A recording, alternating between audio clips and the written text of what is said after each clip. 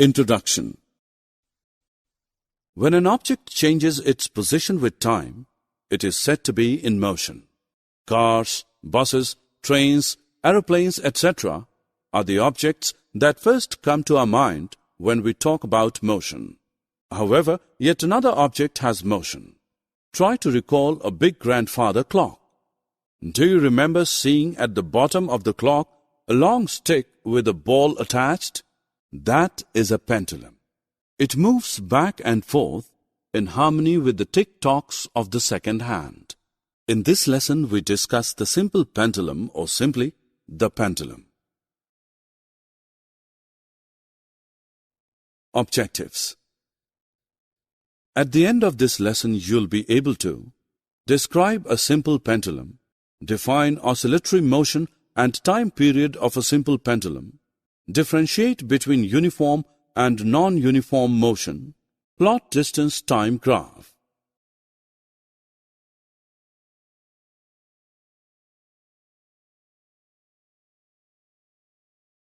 Have you ever observed a wall clock? A simple wall clock or a wristwatch has a circular dial with 3 needles. The circular dial is divided into 12 equal parts, with each division representing 5 minutes. Observe the dial more closely and you will find that it has 60 smaller divisions in it. A single small division represents 1 minute. The longest needle, which moves the fastest, is known as the second hand. It completes 1 revolution in 1 minute. The smallest needle, which is also the slowest, is called the hour hand. It completes 1 revolution in 12 hours. The needle smaller than the second hand and longer than the hour hand is the minute hand. It moves slower than the second hand but faster than the hour hand. It completes 1 revolution in 1 hour. A simple pendulum consists of a small metallic ball suspended by a thread. The metallic ball is called the bob of the pendulum. The thread by which a bob is suspended is loose at the lower end and is fastened at the top to a stand. When the pendulum is not moving, it is said to be at rest. This position of rest is also known as the mean position or the equilibrium position of the pendulum. Suppose the bob of a simple pendulum is in equilibrium. If we now take it to one side, left or right, and release it, it begins to move to and fro. This to and fro motion of a simple pendulum is called the oscillatory motion. 1 full to and fro motion of the pendulum is called an oscillation. The pendulum completes 1 oscillation when its bob, starting from its equilibrium position O, moves to one extreme position A, from there to the other extreme position B, and then back to O. Alternatively, an oscillation can also be measured as the movement of the bob of a pendulum from one extreme position A to the other extreme position B and back to A.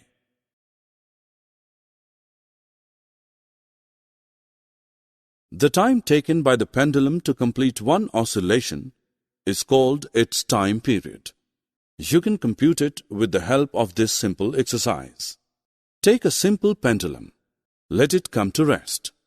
Identify the equilibrium position O on the ground below. Now take the bob to one extreme position A and identify it on the ground below. Start a stopwatch and release the bob at the same time. When the bob comes back to the extreme position A, note the time on the stopwatch. Repeat the activity. This time, start from the equilibrium position O. Note the time taken by the pendulum to complete the 1 complete oscillation from O to A to B, B to O. The time so recorded is the time period of simple pendulum. Motion can be classified as uniform or non-uniform depending on the speed of an object. If the speed of an object moving along a straight line keeps changing, its motion is said to be non-uniform. A bus, for example, moves at varying speeds over varying stretches on its long route. Hence, its motion is non-uniform. If an object moves along a straight line at a constant speed, then it is said to be in uniform motion. A car, for example, may maintain the same speed when it covers a short distance. Motion of objects can be presented in pictorial form with the help of distance-time graph. For this purpose, first draw a horizontal line to represent the x-axis and a vertical line to represent the y-axis and mark them as OX and OY. Measure time along the x-axis and distance along the y-axis. Mark values for the time and the distance on the respective axes. Now plot the points on the graph paper, each pointer presenting a specific combination of distance and time values. Join all the points on the graph to get a linear distance-time graph, which shows that the vehicle is moving at a constant speed. From this graph, we can calculate the distance covered by vehicle at a particular moment. We can calculate the time at a particular distance from the starting point. In the same way, we can calculate speed also.